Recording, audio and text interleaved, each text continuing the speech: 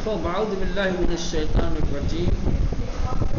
بسم الله الرحمن الرحيم. الحمد لله رب العالمين وصلى الله على محمد وآله الطاهرين. اللهم صل على محمد وآل محمد. وقال علیہ السلام، حکمت نمبر 146. ٹھیک.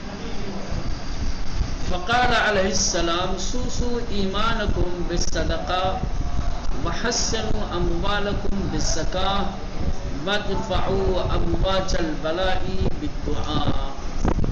امام نے اپنی اس حکمت میں صدقہ اور زکوٰۃ کی اہمیت کو اور اس کے فائدے کو ذکر کیا ہے، بلکہ صدقہ، زکوٰۃ اور دعا، ان تین چیزوں کے فائدے کو، ان کے اثر کو بیان کیا ہے. کہا اگر تمہیں اپنے ایمان کی نگہداشت کرنی ہے، ایمان کو بچانا ہے، ایمان کو محفوظ رکھنا ہے، تو صدقے کے ذریعے سے. صدقہ اور ایمان میں ایک رابطہ ہے. صدقہ ایمان کو قوی کرتا ہے، مستحکم کرتا ہے. صدقہ صرف انسان کو بلاؤں سے نہیں بچاتا، جسمانی بلاؤں سے تو بچاتا ہی ہے، سمجھ رہے ہیں. ایمان پہ جو آفتیں آتی ہیں اس سے بھی صدقہ بچاتا ہے. صدقہ انسان کے ایمان کی نگہداشت اور حفاظت فرماتا ہے. کتنا مضبوط اور کس قدر مستحکم یہ سپر ہے کہ جس سے جسم و جان کی بھی حفاظت ہوتی ہے اور ایمان کی بھی حفاظت ہوتی ہے نا. ابھی تک آپ یہی سمجھ رہے تھے کہ صدقے کے ذریعے سے جسمانی بلائیں ٹلتی ہیں، حوادث ٹلتے ہیں، ہے نا. اس سے انسان کے جسم کی حفاظت ہوتی ہے، مال کی حفاظت ہوتی ہے، مال میں اضافہ ہوتا ہے، برکت ہوتی ہے. بلکہ ایمان کی بھی حفاظت ہوتی ہے، ایمان بھی انسان کا محفوظ رہتا ہے. کیوں آپ اس صدقے میں اور ایمان میں کیا کرنا ہے؟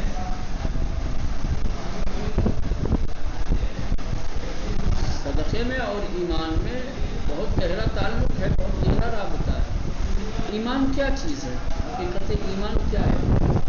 ایمان یہی تو ہے کہ تمہارا ایک خالق ہے، تمہارا ایک مالک ہے، تمہارا ایک رازق ہے. اس نے تم کو پیدا کیا ہے، وہ تمہارا خدا ہے، پالنے والا ہے، رزق دینے والا ہے. تم اس کی مخلوق ہو، تم اس کے بندے ہو. وہ دیتا ہے تو تم کھاتے ہو.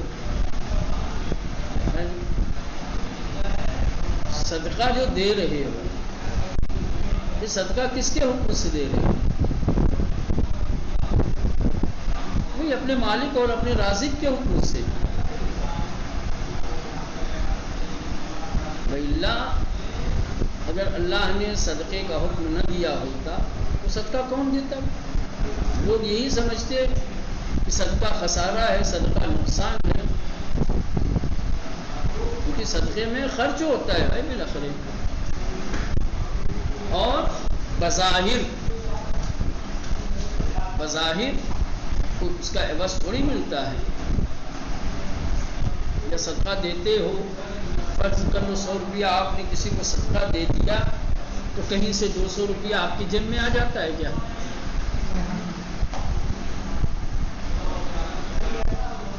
بظاہر تو نہیں آتا ہے نا. ایسے اگر آپ ایک سطحی نظر سے صدقے کو دیکھیں گے تو آپ کو یہی احساس ہوگا کہ صدقہ خسارہ ہے. تو صدقہ اگر خسارہ ہے تو خسارہ کون پسند کرتا ہے؟ خسارہ اور نقصان کسی کو پسند آئے گا؟ نہیں آئے گا. لیکن ہم دے رہے ہیں صدقہ، ہم صدقہ دے رہے ہیں اس امید پر کہ جس نے صدقے کا حکم دیا ہے اس نے برکت کا وعدہ بھی کیا ہے، اور یہ اسی کی جانب سے ہے. لوگ صدقہ دے رہے ہیں، سمجھ رہے ہیں کہ اپنی جیب سے دے رہے ہیں، یہ تو اسی کا عطیہ ہے، تو اسی کا دیا ہوا جس پر ہم ایمان رکھتے ہیں جس کو ہم نے خدا مانا ہے، جس کو ہم نے اپنا رازق مانا ہے، اسی کے حکم کے مطابق ہم صدقہ دے رہے ہیں۔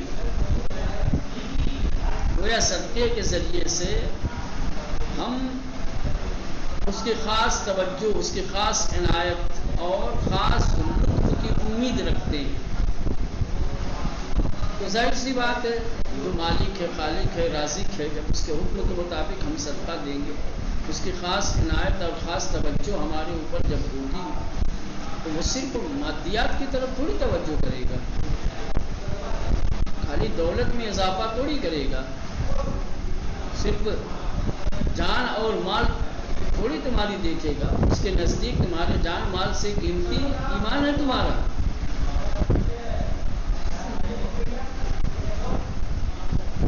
ہم سمجھتے ہیں کہ جان مال بڑی چیز ہے، لیکن جان مال سے بڑی چیز ایمان ہے۔ پہلے وہ جو قیمتی شے ہے پہلے اس کی حفاظت کرے گا، پھر اس کے بعد جو کم تر چیز ہے، اور وہی چیز نقطۂ اتصال جس کی وجہ سے ہم صدقہ دے رہے ہیں، یعنی ایمان۔ تو سب سے پہلے اللہ میرے ایمان کی نگہداشت کرے گا، میرے ایمان کی حفاظت کرے گا، اس کے بعد دوسری حفاظتیں ہیں۔ کیونکہ مال اگر ضائع ہو گیا، جان چلی گئی تو یہ کوئی بڑا خسارہ نہیں۔ ایمان اگر چلا گیا تو پھر جان مال انسان کو نجات نہیں دلا سکتے۔ ماں فرما رہے ہیں سو ایمانکم بالصدقتے، تم سب اپنے ایمان کی نگہداشت کرو، محافظت کرو صدقے کے ذریعے سے۔ وحسنوا اموالکم بالزکاۃ، حسنوا محفوظ کرنا، اس کے معنی بھی یہ ہوتا ہے، سمجھ رہے ہیں؟ حسنوا کے معنی بھی یہی ہوتا ہے، ملتا ہی جلتا ہے سوسو کے معنی کے قریب۔ اس کے معنی بھی حفاظتی ہے، سوسو کے معنی بھی نگہداشت، محافظت، اور اس کے معنی بھی جو ہے محافظتی ہے۔ حسن حسن کرتے ہیں محفوظ کرنے کو، بچانے کو۔ وحسنوا اموالکم، اور تم سب اپنے اموال کی محافظت کرو زکوٰۃ کے ذریعے سے۔ مال کی حفاظت صندوق میں نہیں ہوتی ہے،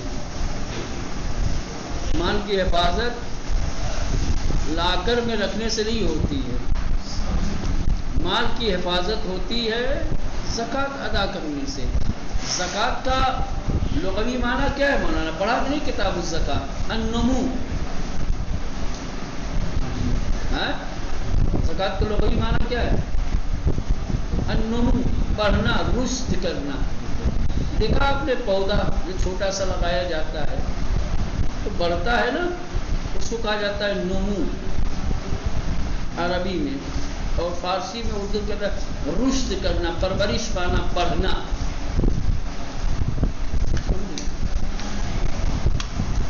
پھر زکوٰۃ دو گے تمہارے مال کی حفاظت ہوگی، تمہارا مال محفوظ رہے گا، ضائع ہونے سے، اسراف سے بچا رہے گا، ہر طریقے کے خسارے سے محفوظ رہے گا۔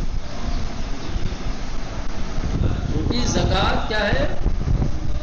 خدا کی جانب سے معین کردہ ایک فریضہ ہے۔ اگر آپ فریضہ الہی کی پابندی کریں گے، فریضہ الہی پر عمل کریں گے، تو یقینی طور پر جس نے وہ فریضہ ہمارے اوپر عائد کیا ہے، اس فریضے کی ادائیگی کے نتیجے میں یقیناً وہ ہمارے مال کی محافظت کرے، بچائے گا ہمارے مال کو ہر طریقے کے خسران سے، نقصان سے، ہر طریقے کے ضرر سے۔ بہت سارے لوگ ایسے ہیں جو واجبات مالی ادا نہیں کرتے، سمجھ رہے ہیں؟ بظاہر دیکھو تو ان کے پاس پیسے بہت ہیں، لیکن ان کے پیسے میں کوئی برکت نہیں ہے۔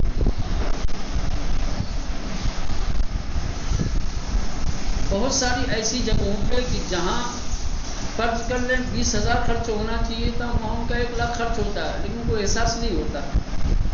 یہ بھی تو ضائع ہونا ہے. بھئی آپ کی جیب سے 10,000 روپیہ چلا گیا، ٹھیک ہے، یقینی طور پر یہ ایک نقصان ہے، ضرر ہے 10,000 روپیے کا. جہاں آپ کا 10,000 خرچ تھا وہاں آپ کا 50,000 خرچ ہو گیا. کیا یہاں 40,000 ضرر نہیں ہے؟ اس میں اور اس میں کیا فرق ہے؟ یہاں بھی گیا وہاں بھی گیا. یا یوں ہی چلا گیا تو آپ کو احساس ہو رہا ہے، اور وہاں خرچ ہوا ہے، سمجھ رہے ہیں؟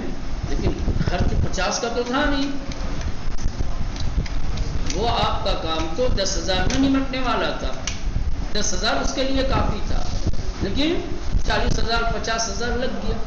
اب یہاں آپ محسوس نہیں کریں گے کہ خسارہ ہے، یا یہاں دل مطمئن ہو جائے گا. 10,000 کا کام 40,000 میں ہو گیا، اس کا کام تو ہوا.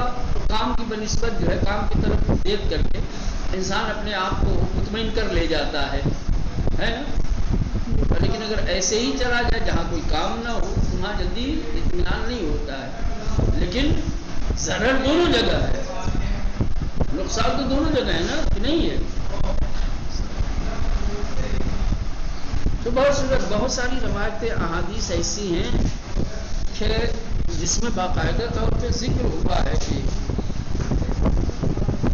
جو لوگ واجبات مالی کو ادا نہیں کرتے، خمس ہے، زکوٰۃ ہے، دوسرے اور واجبات ہیں جیسے عجز و اقارب کے اخراجات، جیسے مثلاً کہ ماں باپ اگر کسی کے ضعیف ہو گئے ہیں تو ماں باپ خرچ، بیوی بچوں کا خرچ، سمجھ رہے ہیں، سب کیا ہیں؟ تکالیف مالی ہیں، واجبات مالی ہیں. جو لوگ واجبات مالی کو ادا نہیں کرتے وہ لوگ زندگی میں کہیں نہ کہیں خسران اور نقصان اٹھاتے ہیں، اور جتنا خرچ کرنا ہوتا ہے اس سے زیادہ نقصان ہوتا ہے ان کا. شاید خرچ کرتے، وظیفے کو اور فریضے کو ادا کرتے تو خسران اور نقصان سے بھی بچے رہتے، برکت بھی ہوتی، فائدہ بھی ہوتا. لیکن بچانے کے چکر میں اس سے زیادہ کا نقصان کرتا ہے. عجیب ہے انسان واقعہ. جس چیز کے ذریعے سے انسان مالدار بننا چاہتا ہے وہی چیز انسان کو لے جاتی ہے خسارے کی طرف، اور خسارے سے بچنے کے لیے جو کام کرتا ہے وہی چیز اس کو خسارے میں ڈالتی ہے.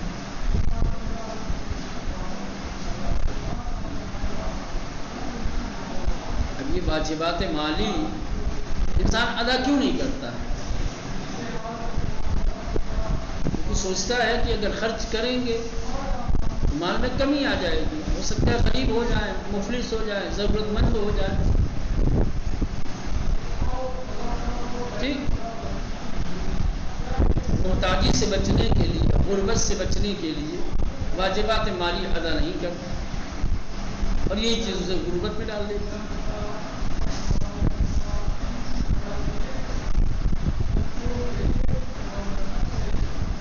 جو چیز انسان کو غربت سے بچانے والی ہے انسان کے ادھر توجہ دینے لگتا ہے، کیا نام اس کو بھول جاتا ہے، اس میں اس کو نہیں سمجھ میں آتی بات. کہنے کہ وَحَسِّنُوا أَمْوَالَكُمْ، تم سب اپنے اموال کی محافظت کرو، بالزکاۃ، زکوٰۃ کے ذریعے سے. زکوٰۃ دو، تمہارا مال محفوظ رہے گا ہر طریقے کے خسارے سے، نقصان سے. وَادْفَعُوا أَمْوَاجَ الْبَلَاءِ بِالدُّعَاءِ. پہلے جملے میں امام نے صدقے کا اثر بتایا. صدقے کا اثر یہ ہے کہ صدقہ ایمان کی حفاظت کرتا ہے. زکوٰۃ کا اثر یہ ہے کہ زکوٰۃ اموال کی حفاظت کرتا ہے. اور پھر تیسرے میں دعا، کہہ رہے ہیں کہ بلاؤں کی موج کو، بلاؤں کے طوفان کو اگر ٹالنا ہے، طوفان حوادث سے اگر بچنا ہے تو دعا کرو. دعاؤں کے ذریعے سے بلاؤں کے امواج کو دور کرو. صرف دعا میں وہ طاقت ہے جو امواج بلا کو ٹال سکتی ہے. امواج بلا کو دعا کے علاوہ کوئی اور چیز ٹالنے والی نہیں. بدفعو دور کرو، بدفعو دور کرو، ٹالو، امواج البلا مصیبتوں کی موج کو. امواج کو، موج کی جمع ہے امواج، بلا یعنی بھائی مصیبت دکھ درد، دعا کے ذریعے سے. ٹھیک، چلیں یہ حکمت تمام ہو گئی. ومن کلامہ لکمیل ابن زیاد النخعی، یہ حکمت نمبر 147. حکمت نمبر 147 ایک بڑا طولانی اور مفصل کلام ہے، جس کو رکھا ہے کلمات اختصار میں کہ آپ چاہیں تو جملوں کو الگ الگ کر سکتے ہیں، سمجھ رہے ہیں، لیکن بہر صورت اب اس کو جگہ دی ہے اس طویل اور مفصل امام کے کلام کو کلمات اختصار کے درمیان. اب کیا وجہ ہے کیوں رکھی ہے یہ اپنی جگہ پہ ہے، لیکن بہر صورت امام نے اس کلام کے اندر علم و حکمت کی گفتگو کی ہے، علم کی فضیلت اور اہمیت کے سلسلے میں گفتگو کی ہے. امام کے خاص چاہنے والے اور شاگرد ہیں کمیل ابن زیاد نخعی. یہ وہی کمیل ہیں جن کو حضرت نے دعائے کمیل تعلیم دی تھی، دعا جو امام نے تعلیم دی تھی اور پھر ان کے نام سے منسوب ہو گئی. ان سے امام نے گفتگو کی ہے، ان سے خطاب کیا ہے. امام نے ایک دن کمیل کا ہاتھ پکڑا اور شہر سے باہر لے کر کے گئے، سمجھ رہے ہیں، اور پھر ایک لمبی سانس لی. لمبی سانس لینے کے بعد امام نے فرمایا کمیل تمہیں پتہ ہے یہ جو انسان کا دل ہے یہ علم و حکمت کا ظرف ہے، اسرار و رموز اور علم کا کیا ہے، ظرف ہے. راز کی باتیں، حکمت کی باتیں اسی میں ٹھہرتی ہیں، اور یہ الگ الگ ہوتے ہیں. کسی کی ظرفیت کم ہوتی، کسی کی زیادہ ہوتی ہے، کسی کی گنجائش کم ہوتی، کسی کی زیادہ ہوتی ہے. بس اس ظرف میں سے بہترین ظرف وہ ہے کہ جو اس کو محفوظ کر لے، جو سنبھال لے جائے. پھر اس کے بعد امام سے امام فرماتے ہیں کہ لوگ 3 طریقے کے ہیں. ٹھیک، یا تو عالم ربانی ہیں، الہی علم رکھنے والے، خدا کی معرفت رکھنے والے.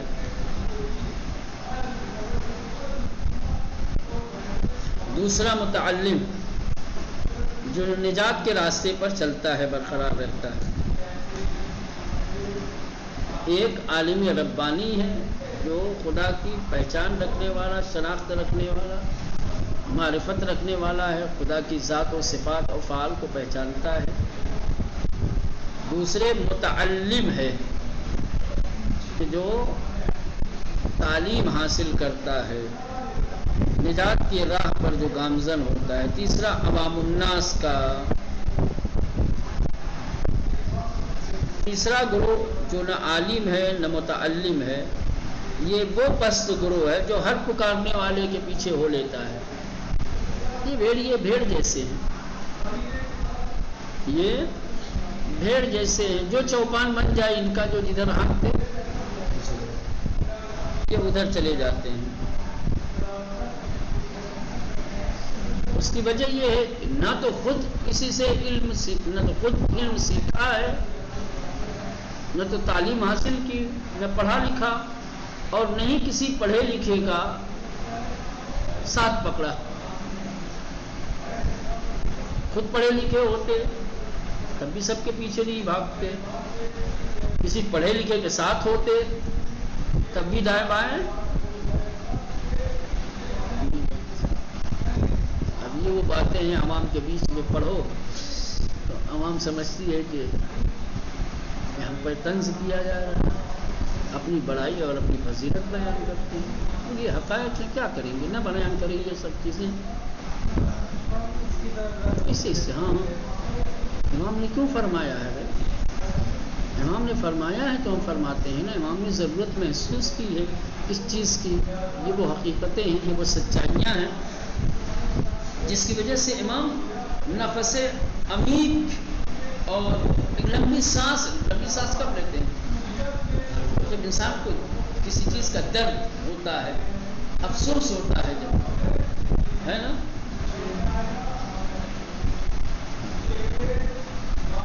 چلے دیکھیں کیا کہہ رہے ہیں. ومن کلام ہی علیہ السلام، امیر المومنین علیہ السلام کے کلام میں سے ہے. اور یہ کلام کمیل ابن زیاد النخعی، کمیل ابن زیاد نخعی سے آپ نے یہ کلام کیا ہے، یہ گفتگو کی ہے.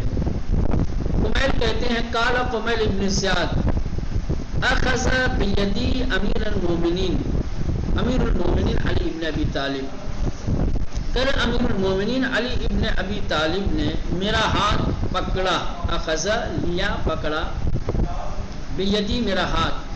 فاخرجنی الی الحبان، اور حبان کی جانب لے کر کے نکلے. جبان ہے کیا ہے؟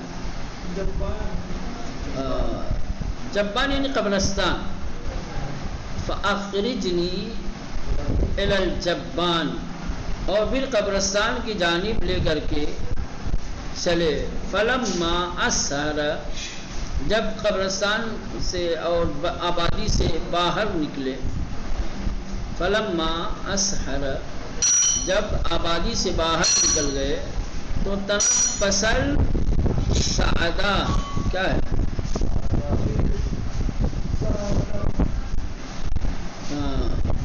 تنفس السعدہ، تو آپ نے ایک لمبی آہ بھری، ایک لمبی سانس لی. اس کے بعد پھر مقال، پھر امام نے فرمایا. کیا فرمایا؟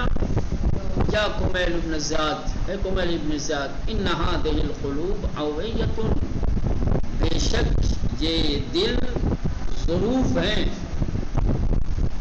یہ دل کیا ہے؟ ظروف ہیں. فخیرها اوعاها، پس اس میں سے بہترین ظرف وہ ہے فحفظ انی، فخیرها اوعاها، اس میں سے بہترین ظرف وہ ہے کہ جو کیا ہے؟ نگہداشت کرے، جو سنبھالے، جو محفوظ کرے. فحفظ انی ما اقول لک، بس تم یاد کر لو، اب دل میں جگہ دو، سنبھالو اسے اپنے ظرف کے اندر جو میں تم سے کہنے والا ہوں. اب جو بات میں تم سے کہنے والا ہوں، اس بات کو اس ظرف کے اندر، دل کے اندر محفوظ کر لو. الناس ثلاثۃ، لوگ تین طریقے کے ہیں. اگر آپ انسانوں کو تقسیم کریں گے تو تین گروہ میں بٹے ہوئے ہیں. تین طریقے کے لوگ ہیں. فعالم ربانی جن، ایک عالم ربانی. عالم ربانی یعنی بھائی خدا کی شناخت ہو، معرفت رکھنے والا، عالم دین جس کو کہتے ہیں، ٹھیک ہے. وہ متعلم علی سبیل نجات، متعلم جو کسب علم کر رہا ہے، تحصیل علم کر رہا ہے، جو نجات کے راستے پہ لگا ہوا ہے. یہ نجات کے راستے پر چل رہا ہے، لگا ہوا ہے، یہ بھی عالم ربانی ہوگا آگے جا کر کے. سمجھ گئے؟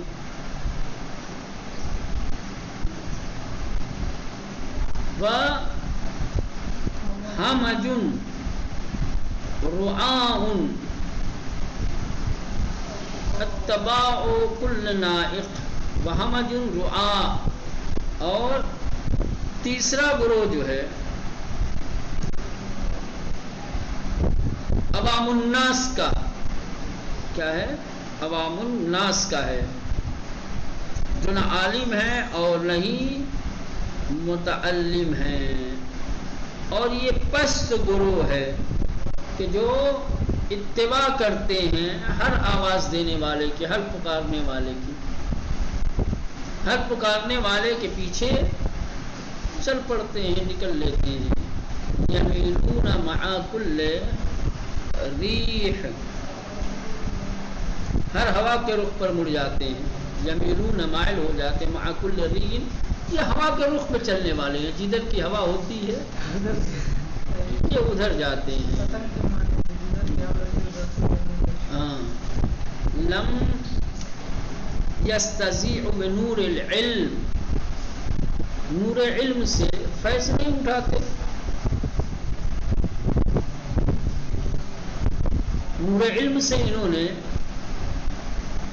نور حاصل نہیں کیا، روشنی اور ضیاء نہیں لی، ولم یلجؤ الی رکن وثیق، اور نہیں کسی مضبوط سہارے کی پناہ۔